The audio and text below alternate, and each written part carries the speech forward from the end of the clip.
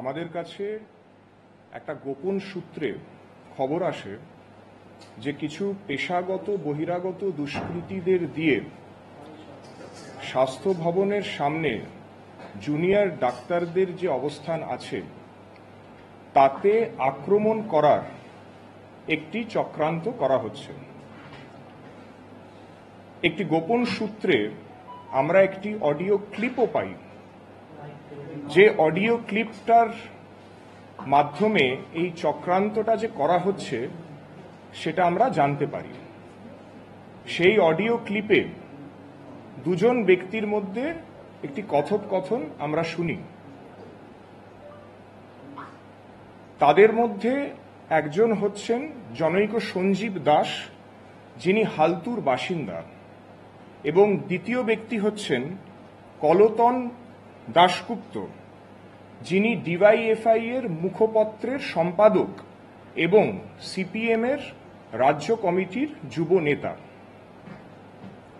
এই অডিও ক্লিপটা সংবাদ মাধ্যমে গতকাল সম্প্রচারিতও হয়েছে।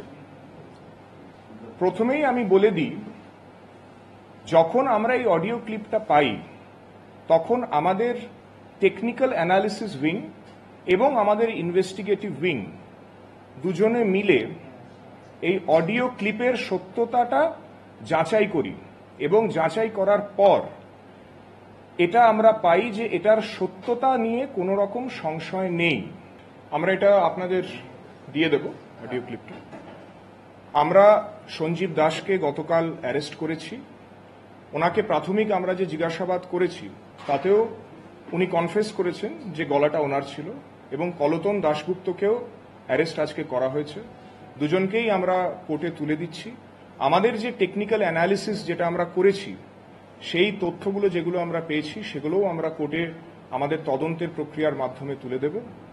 আমরা দুজনের জন্যই 14 দিনের পুলিশি হেফাজত চেয়ে কোর্টের কাছে আমরা আবেদন করছি। বাকিটা তদন্ত যখন হবে তখন এনাদের ভয়েস স্যাম্পলসগুলো আমরা নেব এবং এই ভয়েস ক্লিপিংয়ে যে কথাগুলো আমরা পেয়েছি, যে ভয়েস দুটো আমরা পেয়েছি, তার সাথে আমরা তদন্তের প্রক্রিয়ার মধ্যে আইন অনুসারে আমরা সেটা ম্যাচ করাবো। ধন্যবাদ। এই অডিও ক্লিপে কয়েকটা নাম আমরা পেয়েছি, সাহেব, দাদু এবং বাপ্পা। কারা এই সাহেব, দাদু এবং বাপ্পা, এই ঘৃণ্য ষড়যন্ত্রের নেপথ্যে তারা কিরকম ভাবে আছে সেইটা আমরা তদন্তের মাধ্যমে বার করার প্রক্রিয়া শুরু করে দিয়েছি।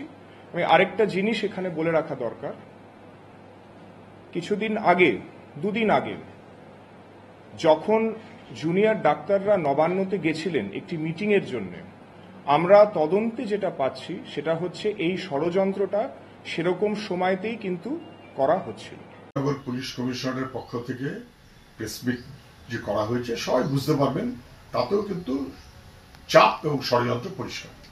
আন্ডার হেভি প্রেশার, টেন্সড, কোনো মতে দুটো কথা বলে দিয়ে কেটে পড়তে পারলে বাঁচি, নির্দেশ আছে, অতএব বলতে হয়। ফলে কি ওরা বলবেন সেটাও নির্দিষ্ট করে ঠিক করা রয়েছে, এবং সেই কারণেই কোন কোন ধারা, কতদিনের হেফাজত, আনইউজুয়াল, এগুলো সব আগেই বলতে শুরু করে দিলেন, যেগুলো কোর্টে গিয়ে সচরাচর বলার কথা। এবং কি বললেন, ধরা পড়ে গেল তো। অডিও ক্লিপের সত্যতা সম্পর্কে নিশ্চিত পুলিশ, ফরেন্সিক হয়েছে, 24 ঘন্টার মধ্যে হয়ে গেল, নিশ্চিত হয়ে গেলেন। তাহলে নিশ্চিত এই কথাটা বলানোর জন্য পুলিশকে দিয়ে প্রেসমিট করানো হলো। Is a well planned, hatched conspiracy, যাতে পুলিশও যুক্ত। যারা কাকুর ভয়েস রেকর্ড 1 বছর হলো নিশ্চিত হতে পারে না, তারা 24 ঘন্টার মধ্যে একেবারে অডিও ক্লিপ, ভয়েস নিশ্চিত হয়ে গেল, ষড়যন্ত্র ধরা পড়ে গেল। তৃণমূলের কাছে অডিও, পুলিশ সুমোটো মামলা করেছে, এখনো পর্যন্ত যা যা চলছে পরিকল্পিত একটা ষড়যন্ত্র স্পষ্ট হবে। লড়াই আমরা শেষ পর্যন্ত দেখব, নিশ্চিত থাকবো।